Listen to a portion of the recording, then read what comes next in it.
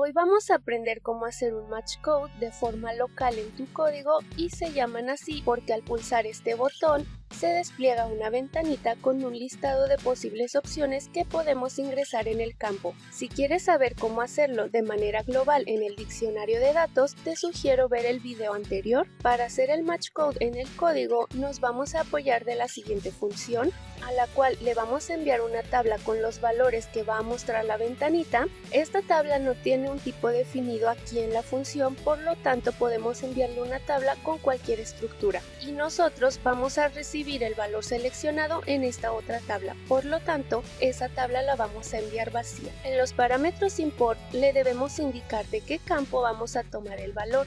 Este campo existe dentro de la tabla que estamos enviando con los valores. Podemos agregar más propiedades, por ejemplo el título de la ventana. Entonces vamos a la transacción SE38 para ver cómo se usa y que quede más claro. Tengo hecho ya este programa, voy a generar un match code para los idiomas, entonces declaré este parámetro de entrada al cual le vamos a generar el match code. Después declaré la tabla que va a contener los datos que se van a mostrar en la ventana del match code y esa tabla es de la estructura interna que declaré antes. Y finalmente declaré la tabla en la que la función nos va a regresar el valor seleccionado y un field symbol para poder leer la tabla.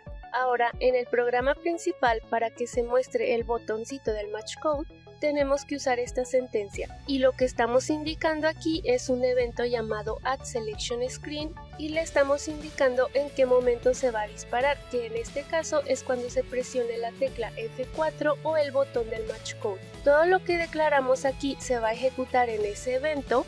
El evento finaliza aquí con este otro, entonces todas las sentencias de código en esta área pertenecen a este evento. Y si no te queda muy claro, te recomiendo ver mi otro video en el cual explico mejor el tema de los eventos. También, si quieres revisar qué otros eventos hay, nos posicionamos sobre la palabra Selection y damos clic en F1. Y aquí podemos ver más eventos y sus ejemplos. Entonces, cuando se presione el botoncito del match code, se va a mandar llamar esta función, la cual hace que se muestre el pop-up con los valores del match code, ya que este evento por sí solo no lo hace. Este evento solo muestra el botoncito, pero no hace nada. Si comento esta línea y ejecuto el programa, se ve el botón, pero si lo presiono no pasa nada. Entonces vamos a ver qué hay dentro de la subrutina. Primero, estoy obteniendo los valores de la tabla de idiomas, pero solo estoy obteniendo los que tengan su descripción en español.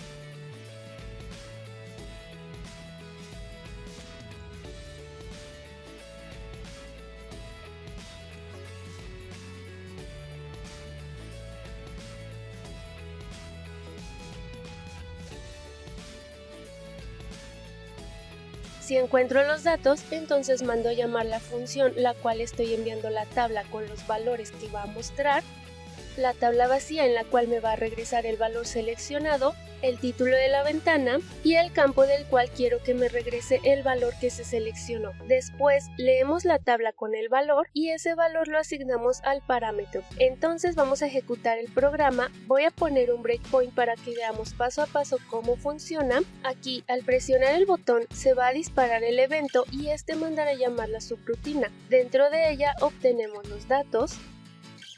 Se ejecuta la función que muestra un pop-up, seleccionamos algún valor y si la función no retorna ningún error, esa tabla debe contener el dato que seleccionamos. Si revisamos la tabla, ahí está el valor seleccionado. Entonces leemos el index 1 de la tabla, siempre vamos a leer el primer registro porque solo se puede seleccionar un dato del match code. Lo asignamos al parámetro y ahí finaliza nuestra subrutina y también nuestro evento. Si tuviéramos más parámetros, por ejemplo otro campo para el mandante, tenemos que declarar otra estructura y otra tabla para que contenga los datos con los valores a enviar. Y no es necesario declarar otra tabla como esta, ya que podemos usar la misma para ambos casos. En el programa principal, tenemos que agregar otro evento, pero ahora para el campo mandante. Este evento va a mandar llamar otra subrutina muy similar a la que ya vimos, vamos dentro de ella.